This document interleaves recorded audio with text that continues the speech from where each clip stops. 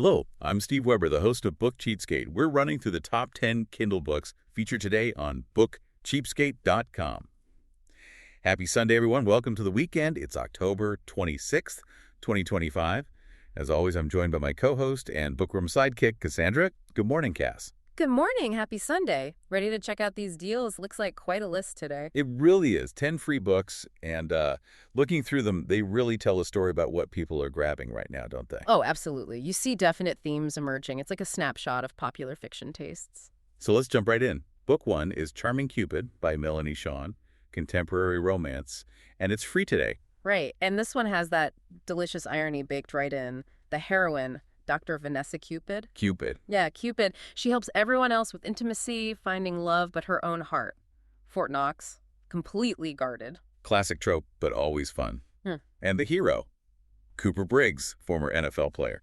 Sounds like a setup for Smarks. Well, yeah, but get this for the grand gesture, and maybe it's a bit intense. He's so determined, he anonymously rigged a bachelor auction. Wait, rigged it? Rigged it. Pulled strings so that Vanessa, Dr. Cupid herself, would win him. Okay, wow. So less meet cute, more strategic acquisition. Sort of. But the book promises high heat, high heart, and that guaranteed happily ever after. So you know it works out. It's definitely leaning into that all-in hero type. Interesting. Okay, let's move to book number 2. Hard Code by Misha Bell.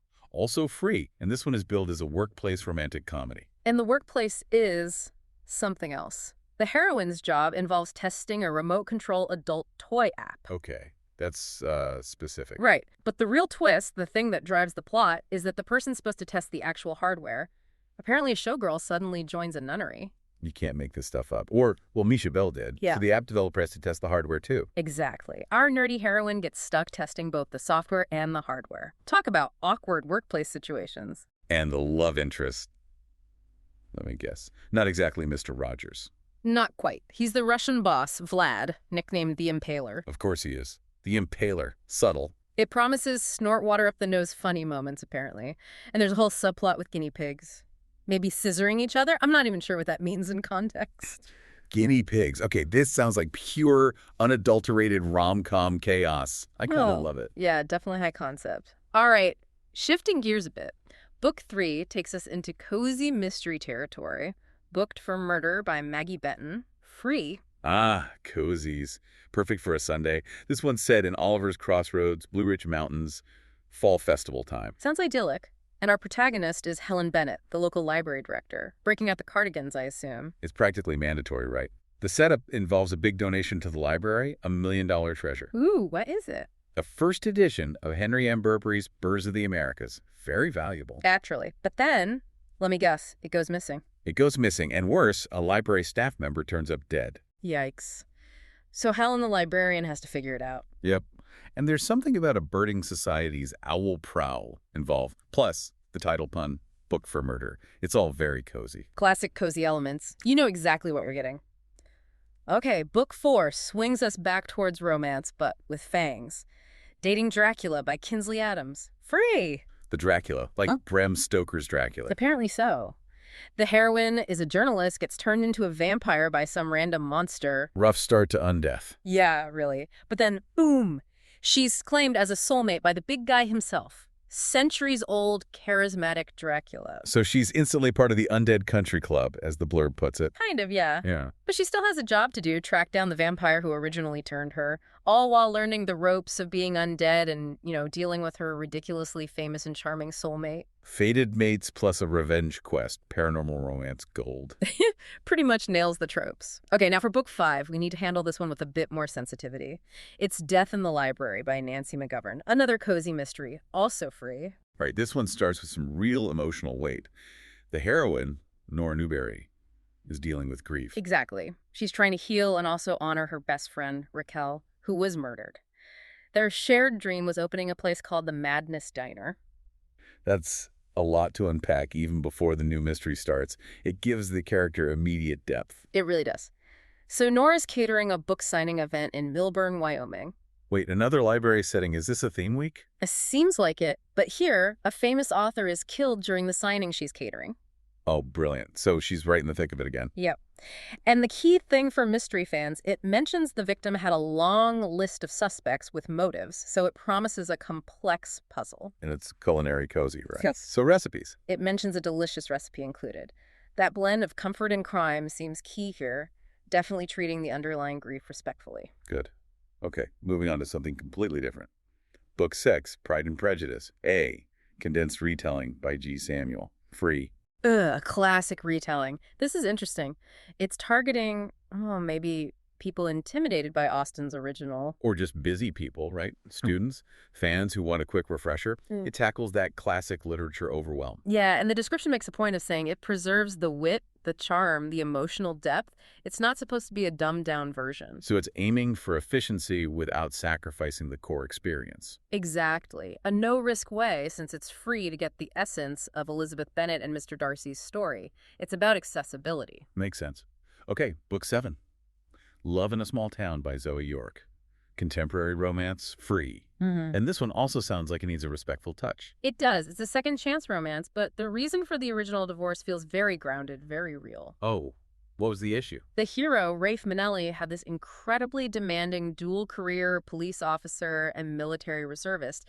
And the book suggests it wasn't just busy, it was genuinely incompatible with their life together. Wow. Okay, so the conflict isn't some silly misunderstanding.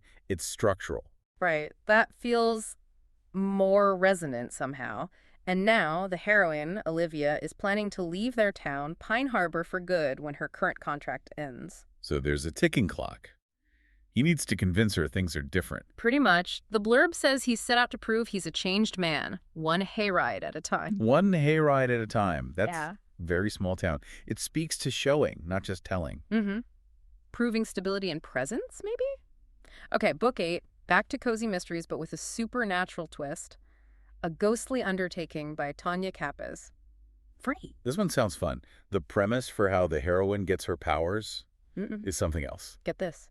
Emily Raines is an undertaker. She gets the power to talk to ghosts. Okay, standard enough for the genre. After being bopped on the head by a falling plastic Santa. A plastic Santa, seriously, that's brilliant. Pure cozy absurdity. Totally. And the first ghost she has to deal with isn't just any spirit. It's Ruthie Sue Payne, the town gossip queen, and the arch nemesis of Emily's own Granny Raines. And Ruthie Sue insists she was pushed down the stairs and refuses to cross over until Emily solves her murder. Okay, so family drama is central here. Is Granny a suspect? Granny is the prime suspect. And to make things even more complicated, the detective on the case is Sheriff Jack Henry Ross, Emily's high school crush. Of course he is. It's got everything. Ghosts, family feuds, murder, old flames. Peak Southern cozy. Definitely ticking all the boxes. All right, Book 9, Windchime Cafe by Sophie Moss. Small town romance, free. Again, needs a bit of careful handling. Why is that? What's the setup? The hero, Will Dozier, is a Navy SEAL, but he's back on Heron Island in the Chesapeake Bay. Okay. And he's secretly struggling with PTSD. Ah, okay. Yeah, definitely needs respect. Yeah. So what's the main plot? Well, the heroine is Annie Malone, a single mom who's just bought the local cafe, planning to fix it up. Will returns ostensibly to fight development on the island, maybe even her cafe plans. So an enemies to lovers set up on the surface. Seems like it, but the real conflict is internal for Will. He's trying to use the idea of maybe having a fling with Annie to sort of distract himself, get his head straight, and hide his struggles from everyone. That's heavy. Hiding PTSD while trying to navigate romance and community expectations. Exactly. The book talks about the healing magic of the island and questions whether that, plus Annie's influence, could make him reconsider his SEAL life back in San Diego. It's about finding peace, really. A romance built around healing. That's powerful. Okay, last one. Book 10. The Complete Christmas Books and Stories by Charles Dickens. Holiday fiction and free. A true classic. And timely, even if October feels a bit early for Christmas. Never too early for Dickens at Christmas. This isn't just a Christmas carol, is it? No, it's the complete collection. The Chimes, The Cricket on the Hearth, all of his Christmas tales. It's significant because Dickens arguably shaped our whole modern idea of Christmas. You mean like the generosity, the family focus, redemption? Exactly. That whole spirit. These stories really pushed those themes. So reading this collection gives you that historical perspective on the holiday beyond just Scrooge. Themes of compassion, redemption, love, over greed. Still pretty relevant. Always relevant. It's a nice way to round out the list, grounding us in literary history. What a list. From rigged auctions and remote-controlled toys to PTSD recovery and Dickens. Quite the range. It really shows the breadth of what's available, especially in the free category, something for almost everyone. Well, thanks for joining us today. And remember, if you want to download any of the books we've mentioned today, visit us at bookcheapskate.com and you'll have all the links right there. But do it now before these deals expire. Who knows? They might even expire later today. And don't miss tomorrow's show. Very morning, it's all brand new. Cass, we'll do again then? Sounds great. See you tomorrow. Happy reading. Until then, keep on opening new worlds with great books without blowing a massive hole in your wallet. And whatever you do, remember this. When you read, Your mind becomes its own kingdom.